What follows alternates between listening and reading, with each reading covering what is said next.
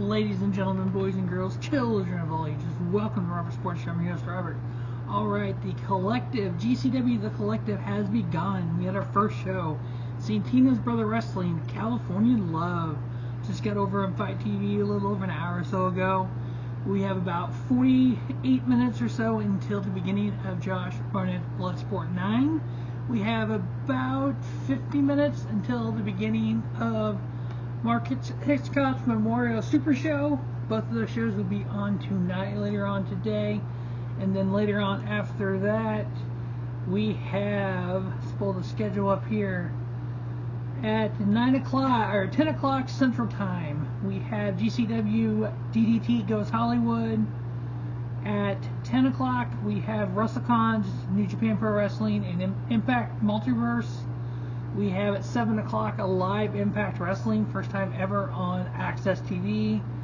And then For the Culture will be on at 11:59 Pacific Standard Time. That's 2 a.m. Central Time. Sorry, GCW, I'm watching that tomorrow morning. I'll do the review then. But yeah, so many shows, so little time. Let's get going here. First match on the Santino Brothers California Love. We had Eli Everfly versus Kid Bandit. This was actually a pretty good little match going on. Kid Bandit had hit a sliced bread on the apron, which is pretty sick actually, the way she hit it.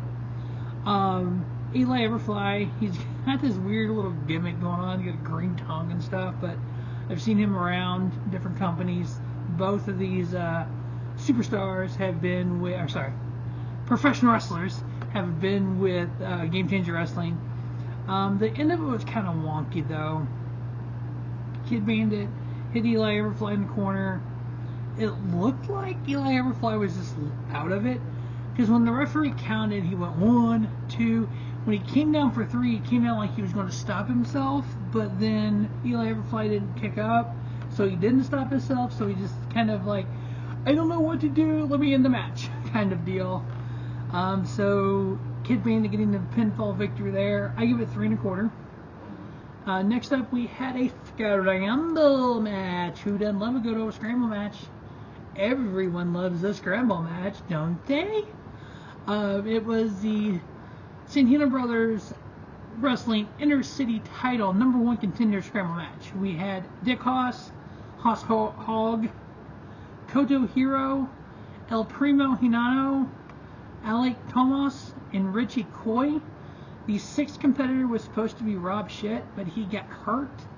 And then so we had Southern California, let's say star, I would call Ray Rosas the star in Southern California, take his place. Nice little Scramble match here, gotta love those.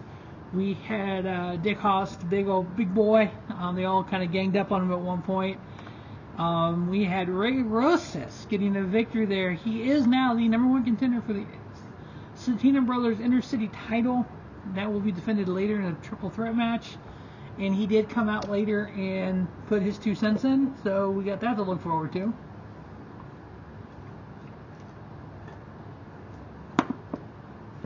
Alright, next up we had Raunchy Rico going up against Tyler Bateman.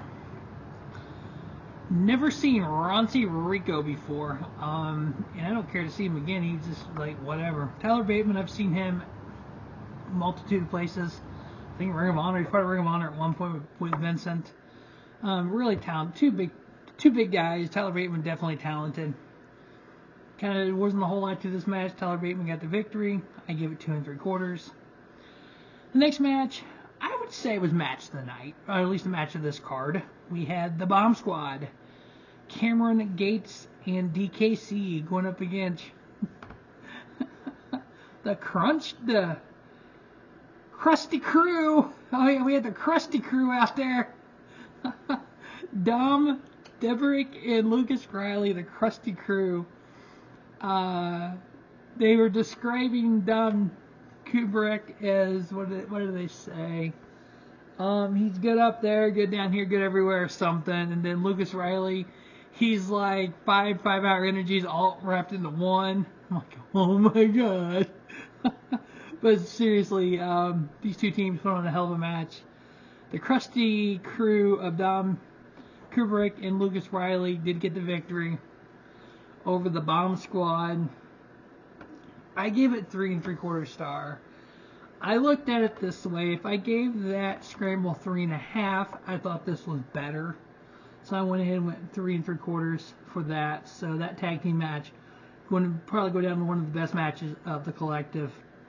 Next up, we had 2 talented guys that have made a name for themselves throughout the independents and overseas. Bad Dude Tito, who wrestles part with New Japan Pro Wrestling, and Matt Vandagriff. This was just one of those standard matches. Good match. Nothing special. Nothing flashy. Nice little 3-star match. And Bad Dude Tito got the victory. And then for the Santino Brothers Wrestling Intercity title in a 3-way, we had Delilah Doom, champion, going up against the Heather Monroe and Johnnie Robbie.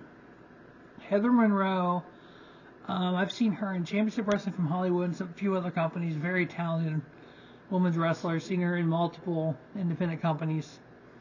Delilah Doom, just uber talented. Kind of I would compare her to what Jordan Grace was back in 2017-ish.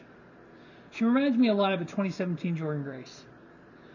So she's got room to grow, but talented. This match was really good, actually. These 3 women went out there and put on a really good match. Delilah Doom retained her title. I gave it 3-star, but after the match, we had Ray Rosas, since he is the #1 contender, come out, kind of cutting a little promo with Delilah Doom, and then end up attacking her. Did one of those, you're still my friend, but I'm going to beat the crap out of you, take your title. Like, really? It reminded me of Dave and Rey Mysterio back in the day when Dave grabbed Rey by the face and goes, "You're supposed to be my friend," and just slammed him down.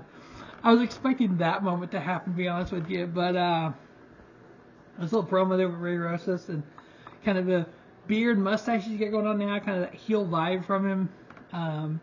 But yeah, Delilah Doom, currently your Intercity champion.